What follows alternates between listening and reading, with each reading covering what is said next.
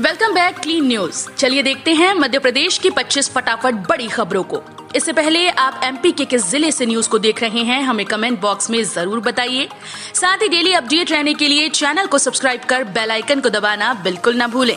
आज का like M 3000 है, उम्मीद करते हैं कि आप इसे पूरा करेंगे।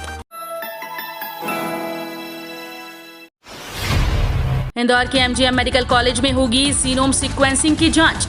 वायरस के बदलते स्वरूप की पहचान की जांच अब इंदौर के एमजीएम मेडिकल कॉलेज में हो सकेगी। कॉलेज में जल्द ही जीनोम सीक्वेंसिंग प्रयोगशाला स्थापित होगी। संभागायुक्त डॉक्टर पवन कुमार शर्मा द्वारा इसके लिए टेंडर प्रक्रिया शीघ्र शुरू करने के निर्देश जारी किए गए हैं। संभागायुक्त डॉक्टर पवन कुमार शर्मा ने संभाग स्तरीय बैठक में कोरोना की तीसरी लहर की आशंका के मद्देनजर विभिन्न तैयारियों की समीक्षा की। आरटीई के तहत दाखिले के लिए लॉटरी खुली। 27,000 गरीब बच्चे निजी स्कूल में प्रवेश से हो गए वंचित। शिक्षा का अधिकार अधिनियम के तहत स्कूल शिक्षा राज्य मंत्री इंदर सिंह परमार ने एनआईसी के सर्वर का बटन दबाकर निजी स्कूल्स में निःशुल्क प्रवेश के लिए लॉटरी प्रक्रिया का शुभारंभ किया। इसके लिए इस वर्ष प्रदेश के तकरीबन 2 लाख बच्चों के आवेदन हुए थे। आवेदकों को दस्तावेज सत्यापन 12 जुलाई तक कराना था। इनमें 1,72,000 बच्चों के आवेदन सत्यापित हुए थे, जिन्हें लॉटरी के तहत स्कूल्स के नाम आवंटित किए गए। मध्य प्रदेश में अब घटेंगे बिजली के दाम। मध्य प्रदेश को अभी तक बिजली के लिए कोयला और जल आधारित पावर प्लांट पर अधिक निर्भर रहना पड़ता था, लेकिन अब मध्य प्रदेश को सोलर के रूप में तीसरा बड़ा विकल्प मिला है। सोलर से मिलने वाली बिजली सस्ती होगी, जिसका फायदा आने वाले समय में प्रदेश के लोगों को मिलेगा। मध्य प्रदेश में रीवा के बाद अब आगरा में प्रस्तावित 550 मेगावाट सोलर परियोजना की 275 की दोनों यूनिट के लिए 2 कंपनीज के द्वारा 2.44 और 2.45 रुपए प्रति यूनिट की दर से बिजली उपलब्ध कराने का ऑफर दिया गया। मध्य प्रदेश की 12 पर्यटन इकाइयों को ट्रिप एडवाइजर्स अंतर्राष्ट्रीय अवार्ड। पर्यटक मार्गदर्शी संस्था ट्रिप एडवाइजर ने ट्रैवलर्स चॉइस अवार्ड 2021 की घोषणा कर दी है। इसके अंतर्गत मध्य प्रदेश राज्य पर्यटन विकास निगम की 12 इकाइयों क्रमशः Palash residency Bhopal, Bagheera jungle resort Mocha, Betwa retreat Orchha, bison resort Madhai, holiday homes Amarkantak, jungle camp Panna, Kipling's court Pench, marble rocks भेड़ाघाट, safari lodge, Mukki Sheesh Mahal Orchha, white tiger forest lodge, Bandhavgarh को वर्ष 2021 के लिए trip advisors annual travellers award के लिए चुना गया। मध्य प्रदेश में ओबीसी रिजर्वेशन मसले पर शिवराज सरकार की नई रणनीति। ओबीसी रिजर्वेशन पर मध्य प्रदेश सरकार नई रणनीति के तहत काम करने की तैयारी में है। बताते चले कि हाईकोर्ट ने ओबीसी आरक्षण पर फिलहाल रोक लगा दी है। इस मसले पर हाईकोर्ट ने स्पष्ट किया कि फिलहाल ओबीसी वर्ग को पहले की तरह 14% आरक्षण ही दिया जा सकेगा। इस केस की अगली सुनवाई अब 10 अगस्त को होगी। पिछड़ा वर्ग आरक्षण को लेकर कांग्रेस के झूठ को अब बेनकाब करेगी भाजपा, बनी रणनीति। मध्य प्रदेश में पिछड़ा वर्ग को 27% आरक्षण देने संबंधी मामले को लेकर राजनीति तेज हो गई। कांग्रेस के आरोपों पर भाजपा ने तीखे पलटवार की रणनीति बनाई है। तय किया कि प्रदेश भर में कांग्रेस के झूठ को बेनकाब किया जाएगा।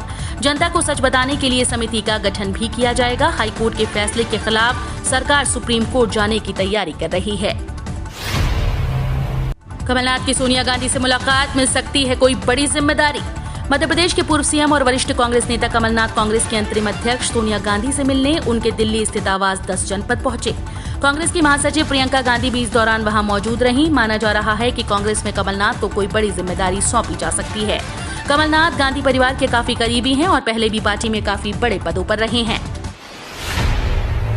सीएम शिवराज की संबल योजना का जमकर उड़ रहा मजाक, नदी में पड़े मिले संबल कार्ड। मध्य प्रदेश के दमोह जिले में संबल योजना का बड़ा मजाक उड़ रहा है। इस योजना के कार्ड नदी में पड़े मिले। हितग्राही जब कार्ड मांगने पंचायत के पास गए तो उन्हें नहीं दिए गए। बाद में ये कार्ड नदी में पड़े मिले। मध्य प्रदेश में मुख्यमंत्री शिवराज की बहुप्रचारित संबल योजना का मजाक उड़ रहा है। संबल योजना के कार्ड हितग्राहियों की बजाय नदी में पड़े मिले। मंत्री से करेंगे डायरेक्टर की शिकायत, सिंह ने कहा मुझे राजनीति में नहीं पड़ना। एम्स में मरीजों को दी जाने वाली सुविधाओं और व्यवस्थाओं को लेकर विवाद गहराता जा रहा है। AIIMS director doctor Sarman Singh और सांसद प्रज्ञा सिंह ठाकुर आमने सामने हैं। एक तरफ ठाकुर जहां केंद्रीय स्वास्थ्य मंत्री से शिकायत करने की तैयारी कर रही हैं, वहीं सिंह हर मसले पर चुप्पी साधे हुए हैं। सिंह अस्पताल में फैली अव्यवस्थाओं पर कुछ भी नहीं कहना चाहते। गौरतलब है कि विकास कार्यों की समीक्षा बैठक में सांसद प्रज्ञा सिंह ठाकुर ने एम्स प्रबंधन पर कोरोना काल में अच्छी व्यवस्थाएं न देने पर सवाल खड़े किए थे। छोटे समूहों में बटेंगी रेत खदानें, मंत्रिमंडल समिति ने प्रमुख सचिव को किया अधिकृत। प्रदेश में एक बार फिर रेत खदानें छोटे समूहों में संचालित होंगी। गौण खनिज मामलों की मंत्रिमंडल समिति ने ये निर्णय लिया। और खनिज विभाग के प्रमुख सचिव को इसके लिए अधिकृत किया है। बैठक में लोक निर्माण मंत्री गोपाल भार्गव, खनिज मंत्री ब्रजेंद्र प्रताप सिंह और वित्त मंत्री जगदीश देवड़ा शामिल हुए। मध्य प्रदेश में पंचायतों से पहले नगरीय निकायों के चुनाव कराए जाएंगे। नगरीय निकाय आम निर्वाचन की तैयारी समय सीमा में पूरी करें। निर्वाचन से संबंधित जो कार्यवाही शेष है उसकी सूची बनाएं और प्रत्येक कार्य समय पर करें। तैयारी पूरी होते ही आम निर्वाचन की प्रक्रिया प्रारंभ कर दी जाएगी। राज्य निर्वाचन आयुक्त बसंत प्रताप सिंह ने ये निर्देश नगरीय निकायों और त्रिस्तरीय पंचायतों के आगामी आम निर्वाचन की तैयारियों की समीक्षा के दौरान दिए। कम बारिश ने बढ़ाई किसानों की चिंता, लेकिन मौसम विभाग ने दी खुशखबरी। मध्य प्रदेश के मंदसौर में पर्याप्त बारिश न होने की वजह से किसान परेशान हैं। कई इलाकों में फसलें सूखने की कगार पर पहुंच गई हैं। किसान को बारिश की कमी के चलते फसलों में हो रही बीमारियों और इल्लियों का भी सामना करना पड़ रहा है। मक्का, सोयाबीन और मूंगफली की फसल में बड़ी मात्रा में इल्लियां पड़ गई हैं, जो पत्तों को चट कर रही हैं। इतना ही नहीं, कुएं भी सूखे हैं, उनमें पानी नहीं है। ऐसे में किसान आसमान की ओर टकटकी लगाए बारिश का इंतजार कर रहे हैं। आर्थिक रूप से कमजोर वर्गों की 10% रिजर्वेशन के मुताबिक नियुक्ति करने की छूट, लेकिन अंतिम फैसले के अधीन होंगी सारी नियुक्तियां। आर्थिक रूप से कमजोर सवर्णों के लिए लागू 10% EWS आरक्षण पर जबलपुर हाईकोर्ट ने एक अहम आदेश सुनाया है।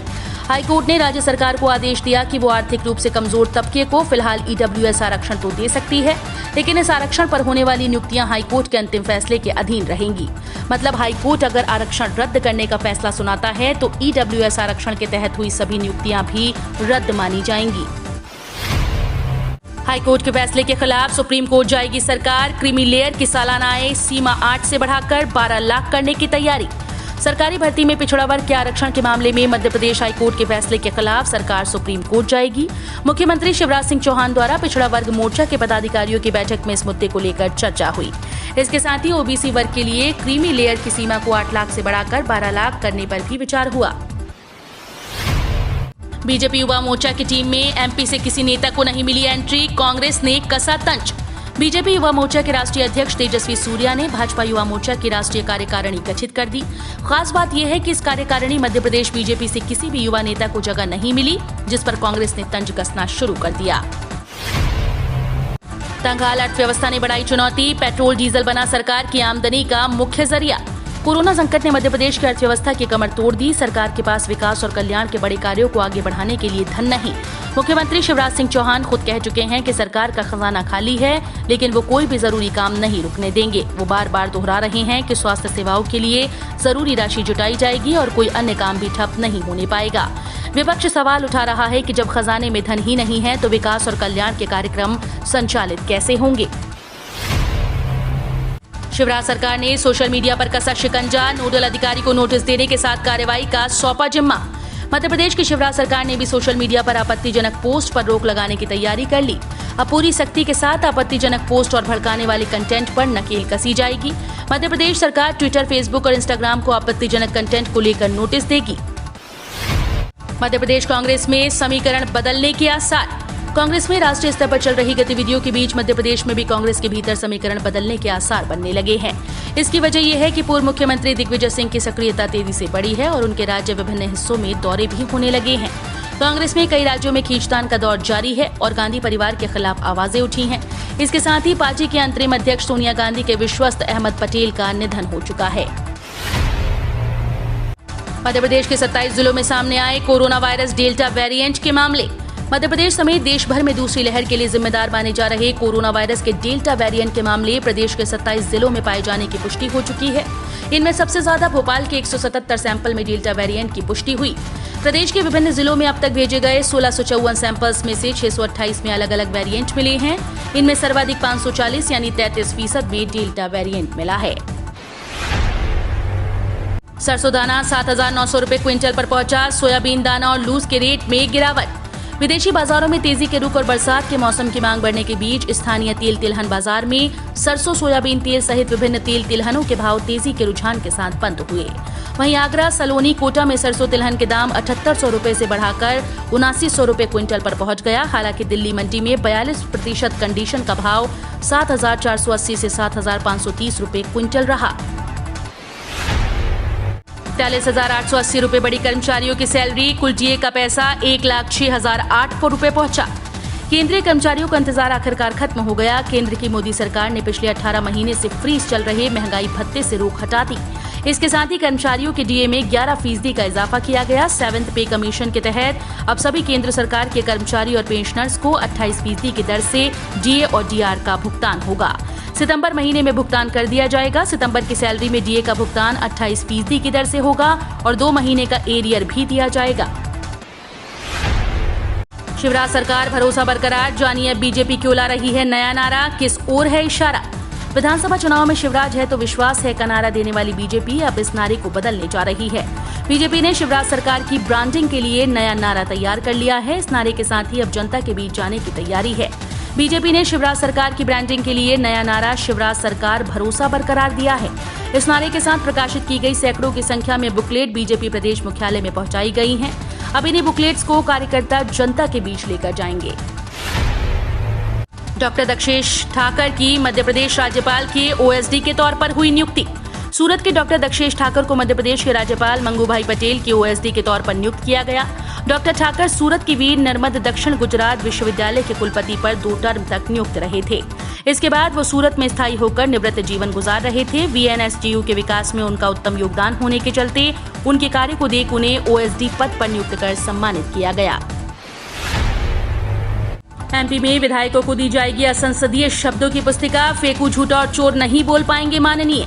एमपी में 9 अगस्त से विधानसभा का मानसून सत्र शुरू होने वाला है। 4 दिवसीय सत्र को लेकर अधिसूचना जारी हो गई। सत्र के दौरान पक्ष और विपक्ष में तीखी बहस होती है। इस दौरान एक दूसरे के लोग असंसदीय शब्दों का भी लिस्टिंग प्रयोग करते हैं। इन शब्दों की लिस्टिंग कार्यवाही में नहीं होती।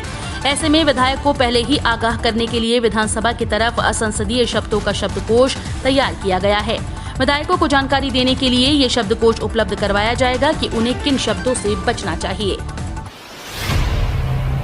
कोरोना से ठीक हो चुके हैं तो भी रखिए ध्यान, कोविड-19 से ठीक होने वाले आ रहे टीबी की चपेट में, मध्य प्रदेश के डॉक्टर्स ने चेताया। मध्य प्रदेश के डॉक्टर्स ने हाल ही में टीबी के मसले बढ़ने की ओर ध्यान दिलाया है। ये मामले ऐसे लोगों में आ रहे हैं जो कि कोविड-19 से संक्रमित होने के बाद ठीक हुए। उनका कहना है कि कोविड-19 से ठीक होने के बाद कई मरीज टीबी की चपेट में आ गए हैं। कोविड-19 एक संक्रामक बीमारी है और ये SARS-CoV-2 वायरस के कारण फैलती है। वहीं टीबी बैक्टीरिया से फैलने वाली बीमारी है।